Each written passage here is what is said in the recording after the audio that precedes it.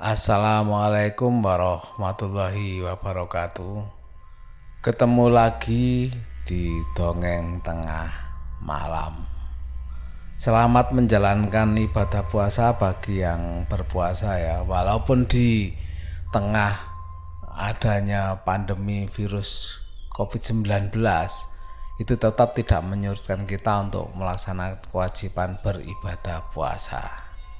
Dan semoga dengan di bulan yang suci Ramadan ini Tuhan Allah segera menghilangkan semua bentuk wabah yang ada di dunia, khususnya COVID-19 ini, dan memberikan kita kesehatan, kemudahan baik melakukan urusan maupun menjalankan ibadah puasa ini. Amin. Untuk yang belum subscribe silakan subscribe ya, jangan lupa ya. Komentar-komentar juga jangan lupa. Dan yang di Spotify jangan lupa follow untuk update cerita dari Dongeng Tengah Malam. Untuk cerita kali ini kiriman dari Mbak Winda ya. Dimana Mbak Winda ini tinggal di daerah Bengkalis.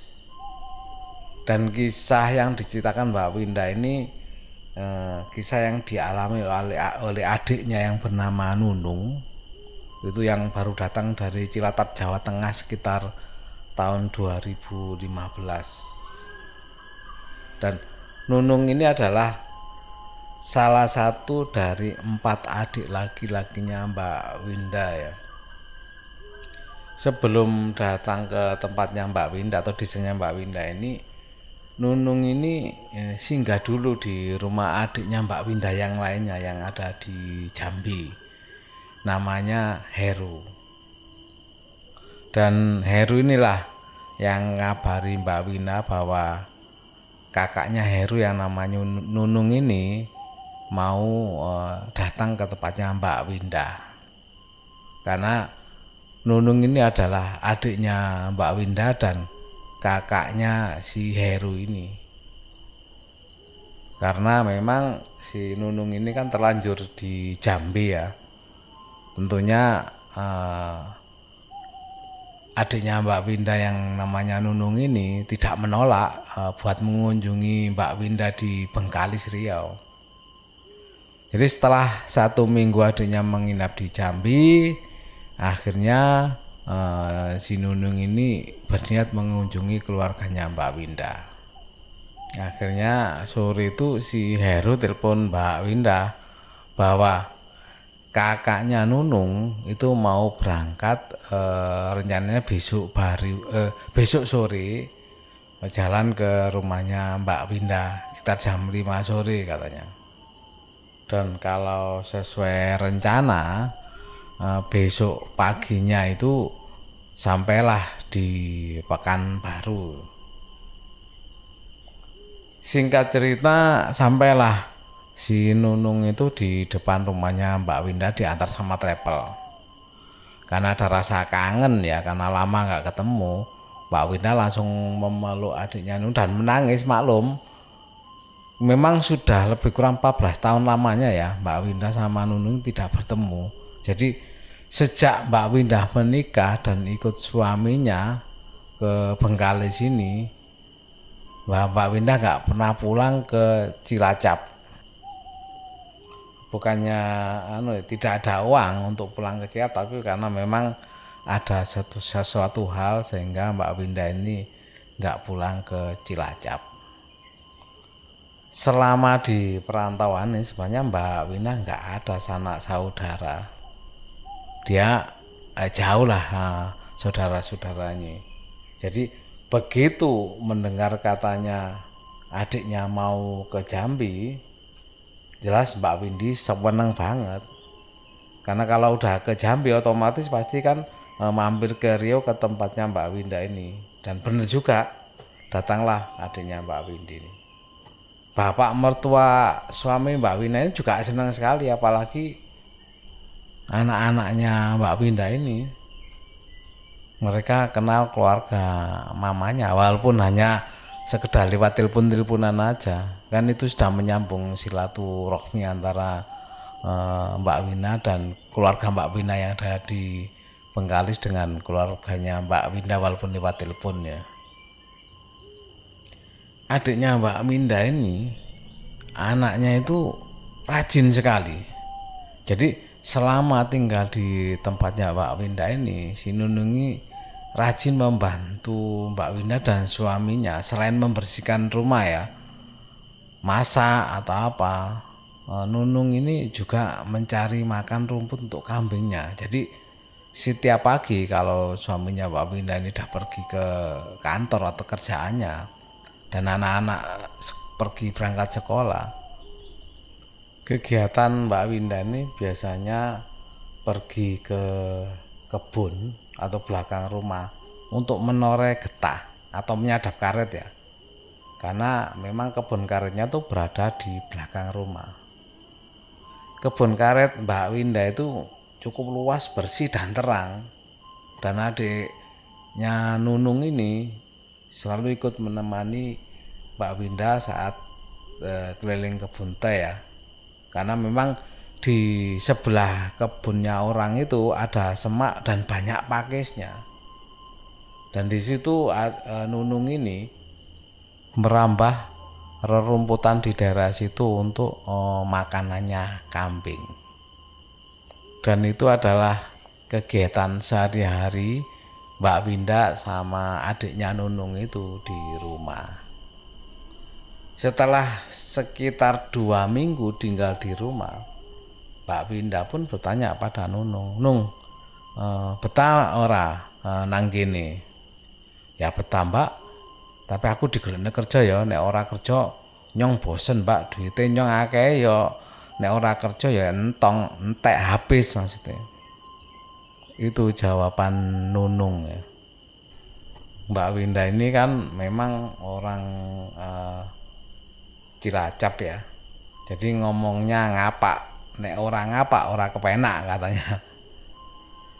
Setelah itu karena permintaan adiknya tadi supaya kalau bisa dicarikan kerja di tempatnya Mbak Winda ini, akhirnya ngomonglah Mbak Winda ini sama suaminya, karena dimintai istrinya untuk membantu adiknya.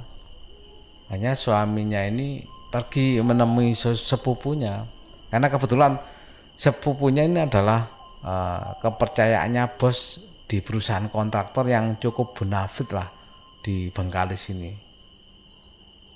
Dan sama sepupunya juga dijanjiin nanti akan dibilang ke bosnya kalau memang ada tempat kosong, nanti Nunung akan diberikan tempat untuk kerjanya di tempatnya sepupunya ini.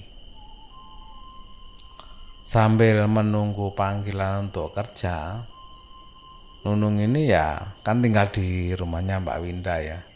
Jadi untuk kekosongan waktunya ya, jadi Nunung ini membantu Mbak Winda untuk menoreh getah. Tapi pada suatu hari terjadi wabah DBD. Tetangga depan dan samping rumah itu anaknya banyak kena DBD, dan anaknya Mbak Winda, anak laki-lakinya yang nomor 1 itu terkena juga. Anaknya Mbak Winda ini kan ada 2, jadi yang pertama cowok, yang kedua cewek. Akhirnya Mbak Winda pun langsung membawa anaknya ke RSUD Kabupaten Bengkalis ya, yang jaraknya lebih kurang 60 km lah dari desanya Mbak Winda itu. Dan Mbak Winda ini pergi bertiga ya, jadi Mbak Winda, suaminya, dan anaknya laki-lakinya ini yang ke RSUD di daerah kota ya. Akhirnya sorenya anaknya yang perempuan itu diantar sama makcik menyusul ke RSUD ini. Makcik itu istilahnya bule ya kalau di sana. Jadi di rumah ini tinggal adiknya Nunung dan bapak mertuanya. Esok paginya karena kakaknya Mbak Winda ini kan lagi di rumah sakit, dan Nunung kan tinggal sama bapak mertua. Tapi kegiatan pagi hari itu biasanya kan memang ke kebun. Ya walaupun kakaknya nggak ada, pagi itu si Nunung pun pagi-pagi berangkat ke kebun untuk menoreh getah sendirian ya. Dan ketika di tengah-tengah menoreh getah ini, si Nunung ini tiba-tiba mencium bau wangi. Jadi bau wangi itu merasa agak dari kejauhan gitu loh baunya, bukan ya. Heran juga si Nunung ini. Di kebun seperti ini ada bau wangi, apalagi kalau bilang parfum itu ya, kalau di kota itu parfumnya kelas-kelas mahal termasuk karena baunya cukup menyengat. Nunung heran, kok di tengah kebun seperti ada bau harum kayak seperti ini. Dan memang baunya itu seperti di bawah angin ya, karena di kebun ya anginnya kan mesti sepoi-sepoi kayak apa gitu ya. Dan si Nunung ini merasa bahwa bau wanginya itu semakin dibau, sepertinya semakin mendekat.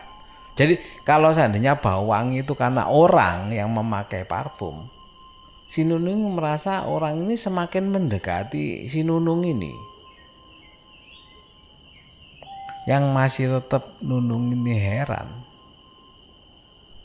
di kebun seperti ini kan nggak ada orang, paling ada orang pun di kebun sebelah ya, dan itu pun biasanya hanya suara-suara aja, misalnya mereka mau pamit pulang atau apa kan manggil kawan-kawannya kalau ayo mau pulang dulu atau gimana. Nah ini di kebun kayak gini, di kebun luas kayak gini, itu ada suara ada bau wangi yang Nunung merasa bahwa ini baunya semakin dekat. Ya otomatis Nunung ini mencari sumbernya, menoleh ke kanan ke kiri, dan tidak ada siapapun di kebun itu. Bahkan sampai tangannya Nunung dibau, baju-bajunya dibau, barangkali ya, mana mungkin Nunung sendiri merasa nggak apa-apa, tapi juga dibaui semua, sampai pohonnya yang ditoreh getahnya itu yang diambil sampai dibaui sama Nunung. Apa mungkin pohonnya itu berbau wangi? Dan memang benar nggak ada yang berbau wangi, tapi bahwa Nunung merasa itu bau wanginya tuh semakin lama semakin dekat. Bahkan Nunung merasa bahwa baunya itu sudah ada di sebelahnya Nunung. Ya karena saking wanginya sampai Nunung merasa geliyeng sampai merasa pusing karena bau saking wanginya ini. Karena dilihat kanan kiri tidak ada siapa-siapa dan baunya itu merasa ada di sebelahnya. Nunung ini ya akhirnya merinding takut, ada apa ini sebenarnya. Lah untungnya di tengah ketakutan ini Nunung masih bisa kontrol badannya ya, sehingga karena merasa ada yang tidak beres, Nunung itu bergegas lah untuk segera pulang ke rumah, walaupun toreannya sebenarnya masih banyak, dan itu ditinggalkan begitu saja karena rasa takutnya Nunung merindingnya tadi. Akhirnya sampai di rumah ya sudah, Nunung nggak ngapa-ngapain, cuma rasa takutnya masih ada. Walaupun sampai di rumah akhirnya menenangkan diri dan diam di rumah sendiri Nunung. Ada bapak mertuanya, tapi bapak mertuanya kan ada di kamar. Malamnya setelah sholat dan makan, bapak mertuanya Mbak Winda ini memang biasanya sehari di kamar karena memang kondisinya agak kurang sehat, karena bapak mertua Mbak Winda ini biasanya kalau jalan tuh pakai tongkat. Jadi kalau udah sholat makan ya masuk kamar tidur. Nunung pun hanya bisa menggelar kasur di depan TV sambil nonton. Sekitar jam 11 malam tiba-tiba sinyal di semua siaran TV-nya yang ditonton Nunung ini menghilang. Jadi gak ada sinyal sama sekali semua acara TV-nya tuh. Karena di rumahnya Pak Winda ini kan pakai parabola. Dan Nunung heran, gak pernah kayak gini. Akhirnya Nunung pun klesek ya, karena nggak ada TV, nggak ada tontonan ya di tempat tidur tadi, sambil pencet-pencet tombol, siapa tahu ada sinyal. Tiba-tiba pada waktu sambil tiduran ini, si Nunung menolehkan kepalanya ke ruang tamu. Dan di situ betapa kagetnya si Nunung itu. Karena apa? Di ruang tamu itu ada sosok perempuan memakai baju putih, rambutnya panjang ke bawah, lagi mondar-mandir di ruang tamu. Jadi jalan wirawiri gitulah. Karena memang rumahnya Mbak Winda ini kan cukup besar ya, antara ruang tamu dan tempat TV ini langsung tidak dibatasi sekat apapun. Jadi si Nunung ini nampak jelas betul bahwa di ruang tamu itu ada sosok itu yang lagi riwa-riwi itu. Dan Nunung hanya bisa diem ya. Tapi sempat si Nunung ini memanggil-manggil bapak mertuanya Mbak Winda, tapi karena ada di kamar ya mungkin nggak dengar karena orang tua ya. Mungkin lagi tidur apa-apa nggak dengar. Tapi sempat juga si Nunung ini batin. Oh iki sing guys, sinyal TV ini hilang. Itu katanya dalam hatinya Nunung ya. Entah sampai berapa lama makhluk itu mondar di ruang tamu sampai si Nunung ini tertidur. Esok harinya suami Mbak Winda ini mendapat SMS dari si Nunung menanyakan, "Bang, Dika udah sembuh belum?" Dika adalah anaknya Mbak Winda yang lagi sakit ini ya. "Semoga cepat sembuh ya. Aku kesepian, kuntilanaknya ngikuti aku, minta dinikahin sama saya, Bang." Membaca SMS itu suaminya Mbak Winda pun ketawa. Karena apa? Dikira guyonan dari Nunung yang ada di rumah. Ya sudah, nggak dianu lah sama suaminya Mbak Winda itu. Setelah berapa lama di rumah sakit, akhirnya anaknya Mbak Winda ini sembuh. Dan pulanglah Mbak Winda berempat ini, semua keluarganya ya, pulang keluar dari rumah sakit. Sesampai di rumah, Mbak Winda pun bertanya sama Nunung, "Nung, siapa yang ngasih tahu kalau ada kuntilanak?" Tanya Mbak Winda. "Nggak ada, Mbak. Aku yang nampak sendiri," kata Nunung. Memang di desa sebelah itu lagi heboh. Katanya ada wanita meninggal, arwahnya itu selalu menangis di tempat dia dimandikan. Akhirnya Nunung pun menceritakan kejadian malam itu. Mulai dari hilangnya sinyal TV, sampai di ruang tamu itu melihat yang berbaju putih mondar-mandir di ruang tamu itu. Begitu mendengar itu, Mbak Winda dan suaminya pun heran, juga kaget tuh, karena mungkin selama ini Mbak Winda dan suaminya nggak pernah menemukan hal-hal seperti itu.